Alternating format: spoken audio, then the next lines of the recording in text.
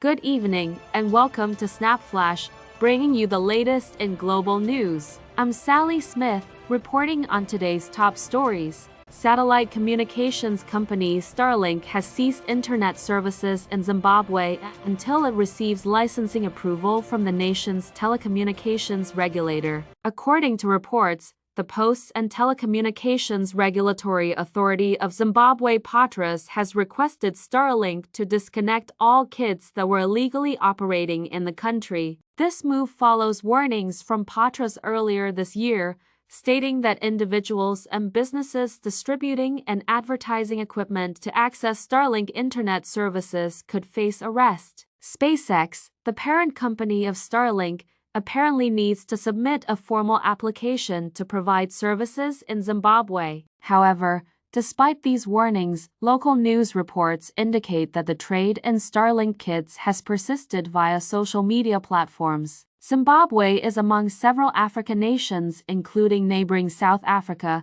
that have not yet licensed the service. In contrast, there's more optimistic news for Starlink in Madagascar, where the government is showing more enthusiasm towards the service. Starlink has obtained the agreement of the Malagasy government to launch its commercial services in Madagascar. This development comes as Madagascar aims to address its connectivity issues, with plans to launch high-speed internet services from the third quarter of 2024. The email informed users operating their Starlink kit in unauthorized areas that this violates Starlink's terms. SpaceX plans to shut down access for affected users on April 30th, limiting them to only accessing their Starlink accounts for updates. This decision has upset users in Africa, where internet speeds can often be painfully slow. Many rely on Starlink for reliable internet access. SpaceX's email also suggests it'll impose restrictions on all users operating Starlink outside the company's availability zone,